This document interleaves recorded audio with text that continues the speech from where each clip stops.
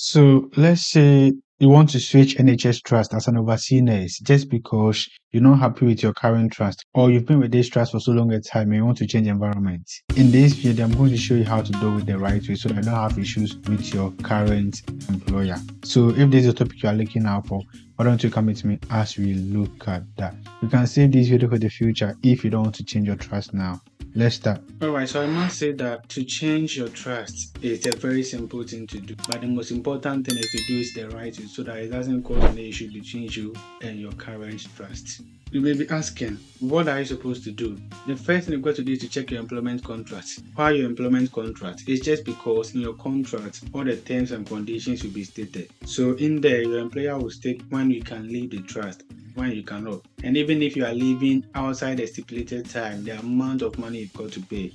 The reason why it's best to go through your contracts is to familiarize yourself with the terms and conditions you had with the trust. Your employment contract will specify the number of years you've got to spend with your current trust before you can leave. For some trusts, they will say you can leave within 1 year without paying any money to them. Other trusts will say you have to wait and then finish up with your 3 years contract before you can leave them. If not, you're going to pay this amount of money. So it's much more better to start off looking at your contract. Can you leave now? How many years have you spent with this trust? And if you are to leave now, how much are you supposed to pay? It's just because for some trusts, if you don't exhaust all your contract terms, what happens here is that you've got to refund your relocation fee, which might include the OSCE fee, the flight fee, and all those stuff. And until you refund those money, you can't leave there. So it's much better you go through your contract, see what has been stated in there. So as part of the contract, some trusts also specify that if you want to leave them, you have to give them about 4 to 12 weeks notice. So it's about knowing all these terms and conditions so that at least you don't breach them.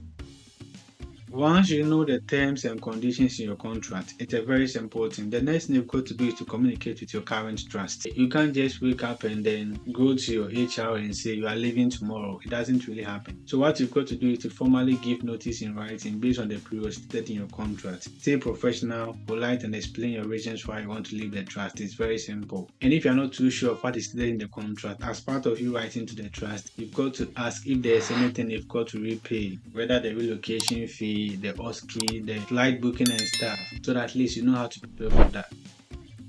Once you communicate with your trust about all these stuff, the next thing I would advise you do is to secure a new job offer from the new trust. It's very important. You can't just say you are switching trust without having a new trust you're going to. What I would advise you do is to apply for jobs through the usual UK nursing job site we know, NHS jobs, track jobs, or maybe agency recruitment. Make sure you've gotten a new offer. It's very important. And also, this new trust should be ready to sponsor your skilled worker visa. So one advice I can give you is that as part of you getting a new offer from this new trust, let them know that you may need a sponsor with regard to your skilled worker visa. And also let them know that you are currently employed by this trust and you may need to switch your COH. Okay, let them know all this stuff so that they are fully prepared for that.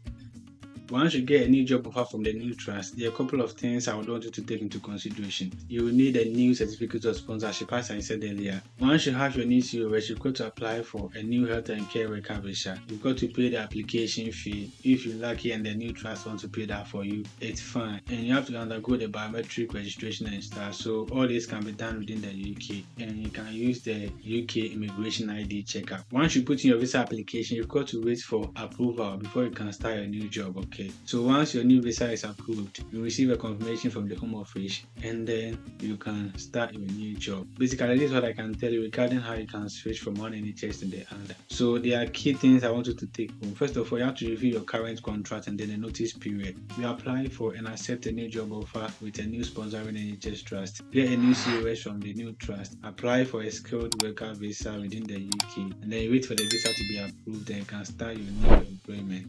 And basically that is it. I'm going to leave the checklist in the description box, so if you want it, you can download it so that at least you know the step-by-step process you have to do, so that it's much easier for you. So one bonus tip I would want to give you is for the first step, don't resign until your new job and visa process are secured. Nursing, learning, content creation. Tuesdays, Thursdays, Saturdays. Let's go. From the ward to the screen, yeah, we breaking the scene, teaching the world how to hustle in dreams. From nurses on duty to creators in pain, we rise with the truth, no need to explain. Click play, it's a masterclass, helping you win, no need to ask. Step by step, no shortcuts here.